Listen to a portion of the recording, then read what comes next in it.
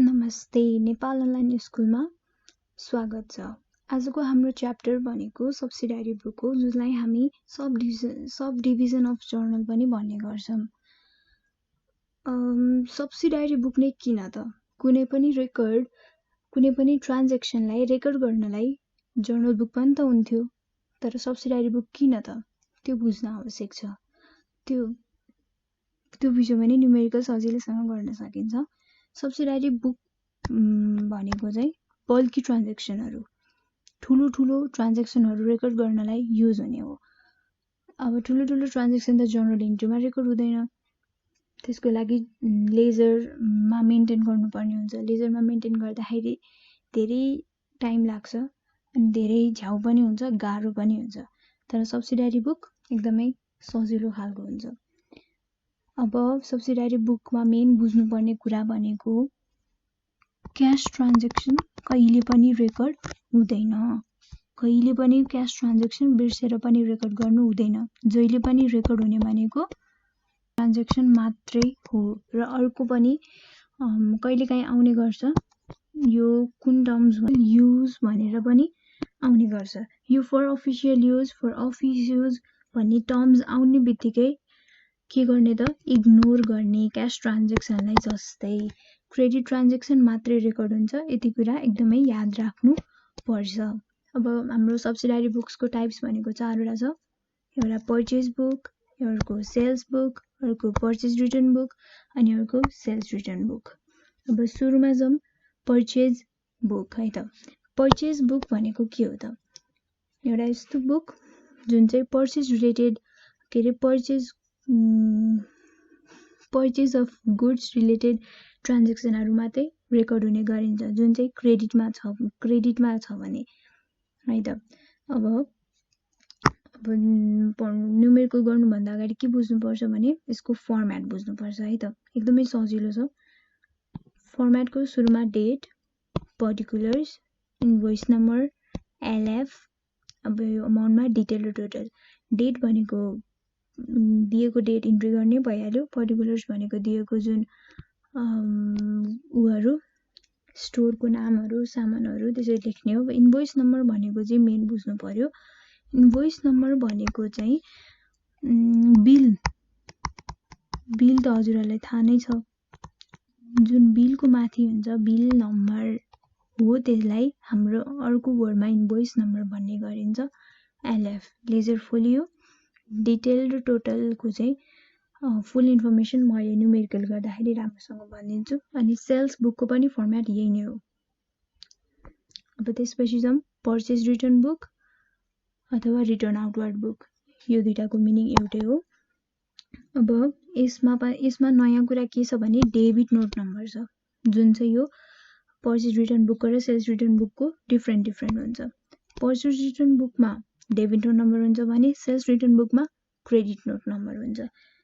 अरू नयाँ कुरा केही पनि होइन, यति नै बुझ्यो भने पुग्छ। अब त्यसपछि हाम्रो फ्यामिलियर टपिक भनेको डिस्काउन्ट छ। डिस्काउन्टको टाइप्स दुईटा, ट्रेड डिस्काउन्ट, क्यास डिस्काउन्ट हैन त। अब trade discount, if a seller sells good at a price below the list price or to increase sales. आफ्नो व्यापार बढाउनलाई जुन डिस्काउन्ट दिन्छ तिर्नुभन्दा पनि अगाडि, त्यसलाई ट्रेड डिस्काउन्ट भनिन्छ। क्यास डिस्काउन्ट भनेको चाहिँ अब त्यो त एज युजुअल हाम्रो डेली लाइफमा पनि भइरहेको हुन्छ। सेलरले ग्राहकलाई दिने एउटा डिस्काउन्ट, कुनै पनि रकम घटाइदिने। खास यो थ्योरी एक्जाममा आउने भन्ने हुँदैन। सब्सिडारी भनेको चाहिँ खास लकिली 5 मार्क्स, खास गरी चाहिँ 3 मार्क्समा आउने गरिन्छ। तर एकदमै सजिलोसँग गर्न सकिन्छ। अब मैले एक्जाम्पलमा पर्चेज बुक भनेर लिएको छु है त। आज हामी यो एक्जाम्पल गर्छौँ। एकदमै सजिलो छ, ध्यान दिएर हेर्नु होला। ल अब सुरुमा क्वेसन हेरौँ है त। डेट दिएको छ 1 फेब्रुअरीमा purchase goods from SK store Jhapa, 20 table fans at ₹1000 each, 40 shillings fan at ₹800 each। अब यसलाई कसरी इन्ट्री गर्ने त? जर्नल इन्ट्रीको जसरी डेबिट क्रेडिट राखेर गर्ने होइन। अब यसको आफ्नै छुट्टै रुल्स छ। गरौँ त सुरुमा स्टोरको नाम यो ठाउँ सहित लेख्नुपर्छ है। एसके स्टोर कोमा झापा।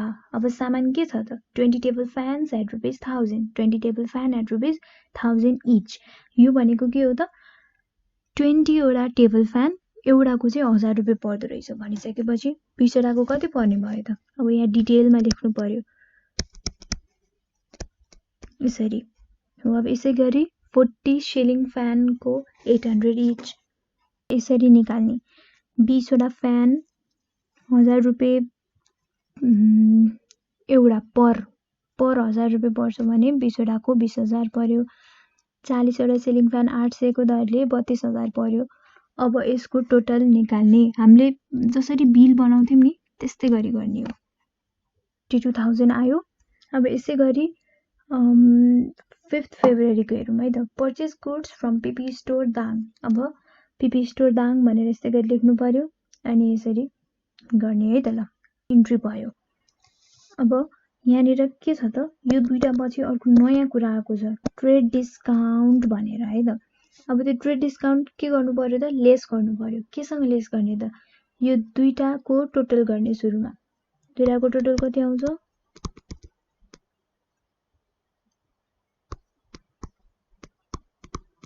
यति आउँछ। अब यसको 10%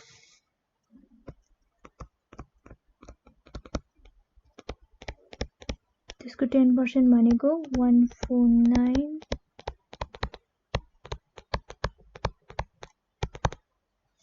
को यति आयो 10% भनेको। अब यसलाई लेस गरिदिने यो अमाउन्टसँग। अब लेस गरिसकेपछि कति आउँछ त के आउँछ। अब साइडमा यसरी लेख्ने है त। अब अर्को 15 फेब्रुअरीमा जाउँ। 15 फेब्रुअरी होइन सरी 10th फेब्रुअरी।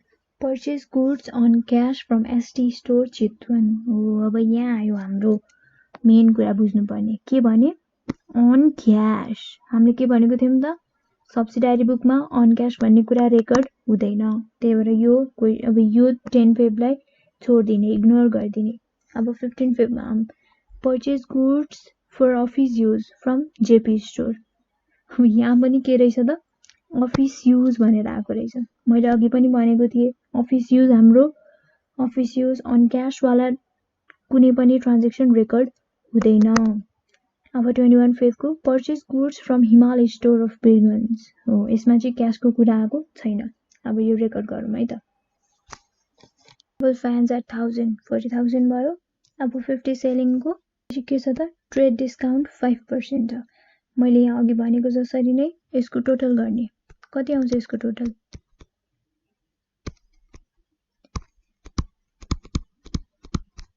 अब यसको 5%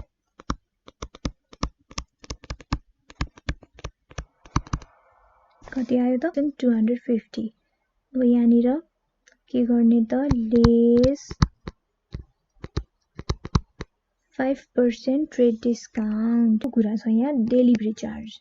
अब डेलिभरी चार्ज के गर्ने त लेस गर्ने हो होइन एड गर्ने हो।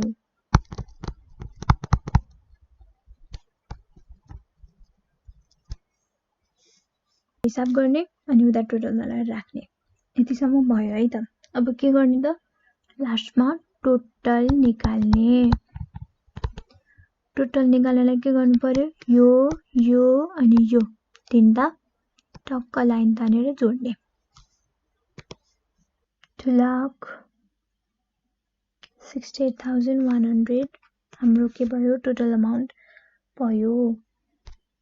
अब टोटल सकिसकेपछि टक्क लाइन तानेर मेरो लाइन त माथि नै उभा भएछ लाइन तान्ने अनि क्लोज गरिदिने। हाम्रो के सक्यो त पर्चेज बुक सक्यो। अब कहिलेकाहीँ त्यो सधैँ होइन तर रेयर केस लेजर बना पर्चेज अकाउन्ट भनेर आउँछ। अब त्यो पर्चेज अकाउन्ट कसरी फिलअप गर्ने त त्यसको लागि के बुझ्नुपर्छ भने हामीले जर्नल गर्दाखेरि पर्चेजको जर्नल के हुन्थ्यो purchase account DR to cash account हुन्थ्यो। अब हाम्रो यहाँ क्याश ट्रान्ज्याक्सन हामीले रेकर्ड गरेका छौँ त छैन। के गरेका छौँ त क्रेडिट ट्रान्ज्याक्सन रेकर्ड गरेका छौँ। अब त्यो क्रेडिट ट्रान्ज्याक्सन भनेर भन्नलाई अब हामी के नाम दिन्छौं त क्याशको ठाउँमा भनेर नाम दिन्छौं है त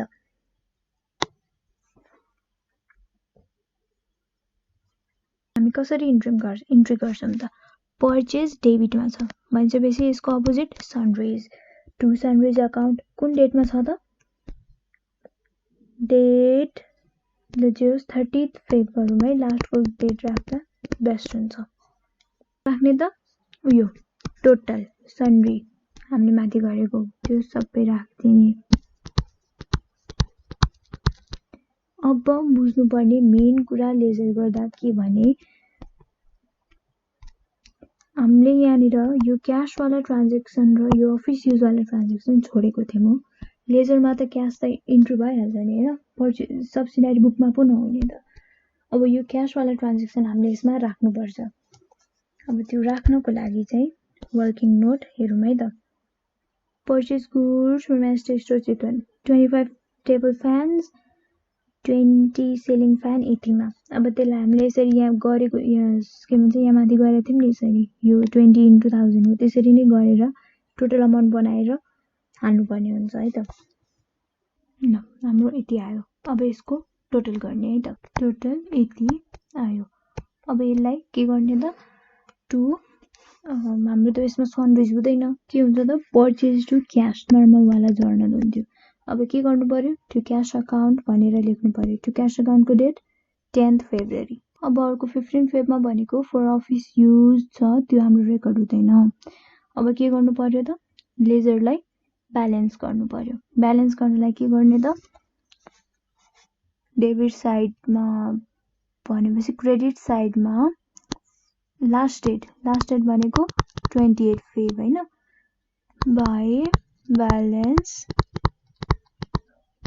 सिडी यहाँ टोटल गर्दा जति आउँछ त्यति उता राख्दिने ब्यालेन्स गर्नलाई बराबरी बनाउनु पर्छ नि त हैन डेबिट र क्रेडिट भनेपछि यति आयो 307850 अब टोटल अमाउन्ट लेख्दिने टोटल अमाउन्टलाई सकेसम्म जहिले पनि डबल अन्डरलाइन गर्दा राम्रो हुन्छ अब यहाँ ब्यालेन्स सिडी भइसकेपछि क्रेडिट साइडमा यसको अपोजिट डेबिट साइडमा के गर्नु पर्यो त 28 फेब भयो हैन अब यहाँ फेब पछि अर्को महिना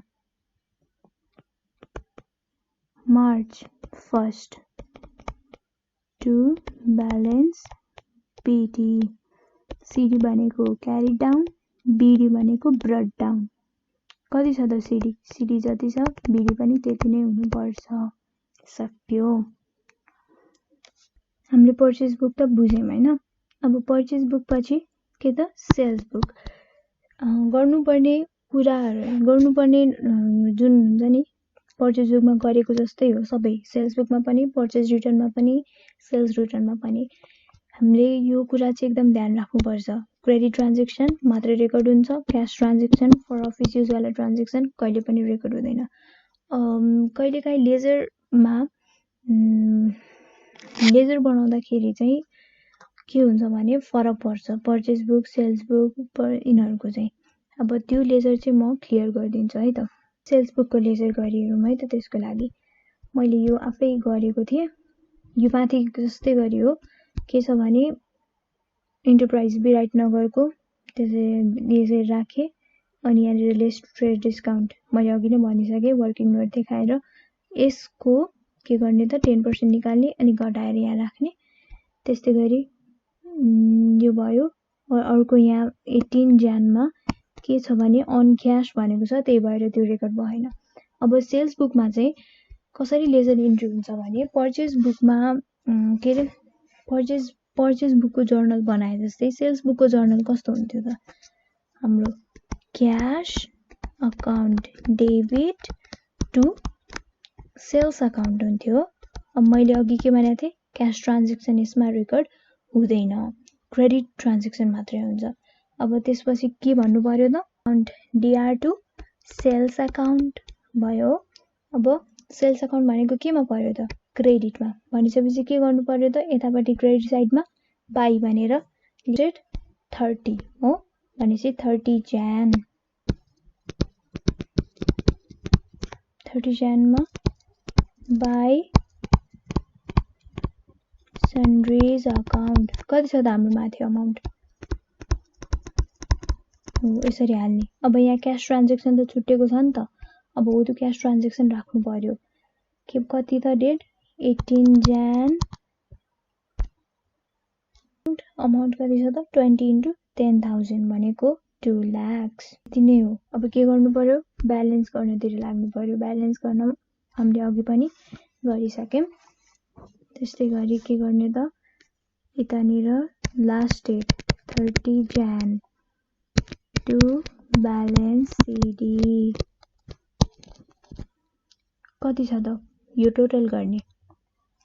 अलिकति मिस्टेक क्वेशन पढेछौं है हामीले यहाँ 20 piece of selling fan for ₹10,000 on cash whole 20 piece को चाहिँ 10,000 परेको रहेछ। हामीले चाहिँ इच को गरेछौं है। यहाँ हाम्रो अलिकति मिस्टेक भयो।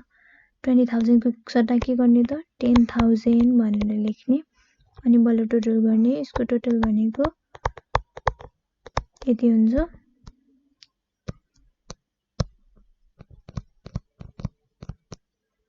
यो डेस्कटपमा देख्नु पर्या भएर ह्यान्डराइटिङ अलि बिग्रेको छ है। गर्ने अनि अब Jan पछि Feb 1st Feb by balance BD breakdown यसरी हाम्रो लेजर पनि सक्यो। अब यस्तै गरी purchase account purchase return sales return को पनि गर्ने हो। अब त्यसमा चाहिँ के हुन्छ भने पर्चेज रिटर्न को जर्नल इन्ट्रीज भनेको cash account debit to purchase return account credit भए जस्तै के गर्नु पर्यो त हामीले यो sundries account by sundries account भनेर क्रेडिटमा राख्नु पर्यो पर्चेज रिटर्नमा। यो भनेको यस्तै गरी इन्ट्री गर्ने हो। ट्रेड डिस्काउन्टलाई लेस गर्नु पर्यो। डेलिभरी चार्जहरु आएको छ भने एड गर्नु पर्यो। On cash for office use छ भने इग्नोर गर्नु पर्यो। अनि लेजरमा यसरी नै यो के को भयो त पर्चेज रिटर्न को भयो भने अब अर्को सेल्स रिटर्न को चाहिँ sales return account debit to cash account भए जस्तै के गर्ने त टु सन्ड्रीज अकाउन्ट गरेर राख्दिने। हाम्रो सब्सिडायरी बुक यति नै हो सकियो। अब हजुरलाई केही प्रब्लम छ भने तल कमेन्टमा गएर के भन्न सक्नुहुन्छ। धन्यवाद।